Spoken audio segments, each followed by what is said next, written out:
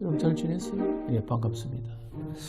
오늘은 그동안 이제 많은 분들이 이제 썬루션 영상에 댓글로 질문을 많이 주셨는데요. 지난번 당뇨와 관련된 질문에 답해드리는 영상에 이어 오늘은 다양한 질문에 간단하게 답해드리는 것으로 썬루션을 드리려고 합니다. 사실 그동안 많은 분이 질문을 주시기도 하시고 의료 상담 관련된 문의를 댓글로 남겨주셔서 제가 직접 답을 드리거나 저희 제작진들이 많은 답을 드렸는데요. 너무 이제 직접적인 의료 상담은 사실은 의료광고법 심의 문제로 어려운 부분이 있지만 여러분께 정확한 건강 정보를 드릴 수 있는 내용은 답글을 드리거나 이렇게 일정 주기로 영상을 통해서 답해 드릴 수 있도록 준비하겠습니다. 그러면 오늘은 여러분 질문에 답변을 드리는 것으로 썬루션을 드리겠습니다.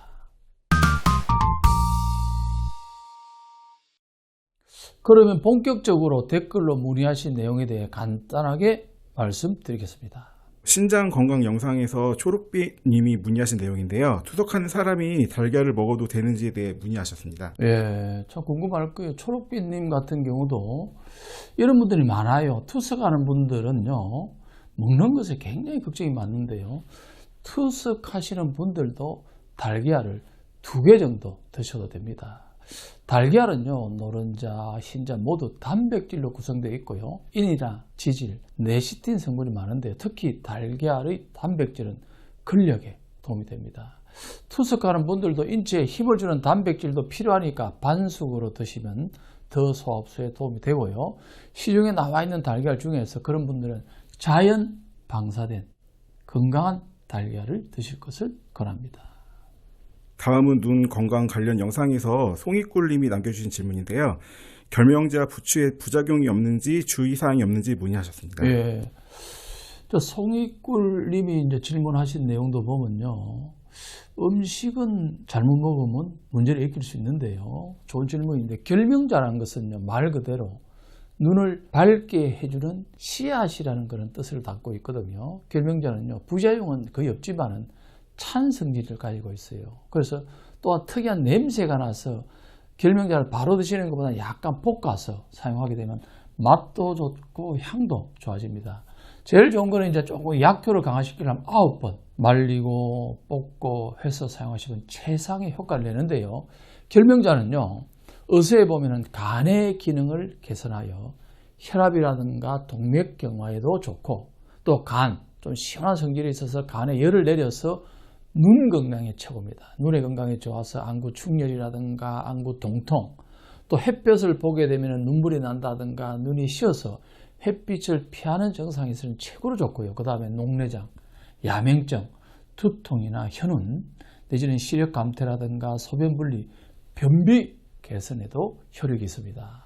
또한 부추는요, 채소 가운데 봄에 가장 따뜻한 성질을 가진 채소 중에 하나로 오장을 편안하게 하고 허약한 것을 보하며 특별한 부작용은 없습니다. 부추는 영양가가 높고 독특한 향기가 있어서 소화작용을 도와줍니다.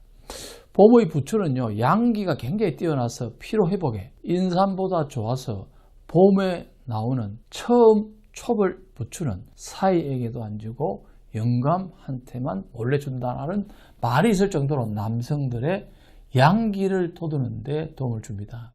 봄에 먹는 부추는 입맛을 살리고 피로를 없애주고 양기를 올려주는 좋은 음식입니다. 다음은 규소 영상에서 애니팡님이 남겨주신 질문인데요. 지장수를 먹어도 도움이 되는지에 대해 문의 주셨습니다. 예, 애니팡님의 질문도 아주 좋은 질문이에요. 지장수는 아시죠? 지장수는 이제 황토를 구해갖고 좋은 황토죠. 해갖고 물에다가 한 2, 3일 침전시켜서 왜 깨끗한 물을 먹는 건데 옛날부터 그걸 이제 약을 다리는 데 많이 써왔는데 규소가 굉장히 풍부합니다. 규소에 대해서 조금 말씀을 드리면 규소는요, 전신에 세포를 만드는 가장 기본적인 물질입니다. 그래서 신진대사를 주관하고 생명을 연장하는 다양한 역할을 하는데요. 규소는 상처받은 세포를 복구하고 새로운 혈관을 만드는 재료인데요. 혈관의 상처를 복구하고 재생시켜 유연하고 튼튼한 혈관의 재료가 됩니다. 결국 규소는요, 인간의 모든 조직, 장기의 성분이며 규소 부족이 각종 질병이나 건강 문제, 노화의 원인이 됩니다. 그래서 지장수도 규소가 굉장히 풍부해서 규소 섭취하는 데 도움이 되고요. 또한 규소가 많이 함유된 식품으로는요, 다시마, 미역 등의 해초류라든가 현미라든가 보리, 피, 조 등의 통곡물, 대두 등의 콩류라든가 우엉이라든가 파슬리, 무, 당근 등의 채소류라 바지락, 대합, 굴 등의 어패류에도 많이 들어있습니다. 변비 솔루션 영상에서 유신세계님이 물을 갈아서 무즙을 먹는 것이 도움이 되는지 문의하셨습니다. 예, 유신세계님의 질문도 굉장히 중요합니다. 현대인들이 이 무를 우리나라에서 많이 먹잖아요. 무즙에는요, 대단한 효과가 있어요. 첫 번째, 소염, 염증을 없애고요. 냉각, 몸을 좀 시원하게 하는 작용이 있어서 머리가 아프다든가 열로 인해서 두통, 발열, 상기증에 굉장히 도움이 됩니다. 그래서 약망고 효과가 있는데 또 무즙을 잇몸에 바르게 되면요, 잇몸의 출혈이라든가 잇몸이 붓는데 굉장히 도움이 됩니다. 한번 해보세요. 그 다음에 실제로 사탕이 이렇게 녹았을 때 무즙으로 문지르게 되면요, 무가 설탕에 끈적거리는 그 성질을 흡수해서 깨끗해질 정도로 무의 당분 흡수력은 굉장히 뛰어나며, 그래서 궁합 없이 잘 맞기 때문에 무를 껍질째 얇게 저면서 당 성분이 강한 꿀에 재우게 되면요, 감기라든가 기침 등 호흡기 질환에 좋은 민간요법으로 쓰여왔습니다. 그 다음에 이제 오래된 있잖아요, 이질이라든가 설사에도 무즙에 꿀을 타서 따뜻하게 드시면 빨리 낫게 됩니다. 그 냉찜질, 옷찜질 등 찜질 방법 솔루션 영상에서 스타디오님이 냉찜질이 면역력과 관계가 없는지 질문을 주셨습니다. 예, 스타디오님 질문도 참 좋은 질문이에요. 이제 냉찜질하고 온찜질에 대해서 말씀드렸는데요. 오늘도 한 번 더 리마인드 시켜드릴게요. 냉찜질은요, 차게 하잖아요. 관절염이 있어서 관절에 물이 찼다거나 관절에 붉게 부어오르면서 열감이 느껴질 때 그 열을 빼기 위해서 하는 거고요. 온찜질은 관절을 삔 뒤 하루나 이틀 정도 지나면 부종이나 출혈이 나아지게 되면 따뜻하게 온찜질을 하는 것이 좋습니다. 냉찜질은 면역력과 관계가 없습니다. 반대로 면역력이 떨어지면요, 몸이 냉해지고 만성적인 경우가 많기 때문에 냉찜질보다는 온찜질이 면역에 좋습니다. 온찜질을 하게 되면요, 손상 부위에 작은 혈관들이 확장이 되면서 혈액순환이 좋아지고 면역력이 상승하여 손상 조직의 회복이 원활하게 됩니다.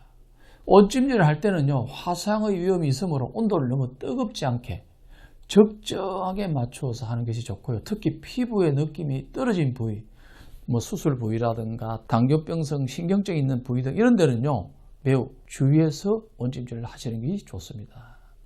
오늘 이렇게 여러분의 질문을 몇 개 선정해서 답을 드리는 영상을 준비했는데요. 앞으로도 여러분께 답을 드리면서 소통할 수 있도록 하겠습니다. 그래서 오늘 솔루션을 한마디로 정리하면요, 정확한 건강 정보를 위해서 무엇이든 물어보세요 입니다.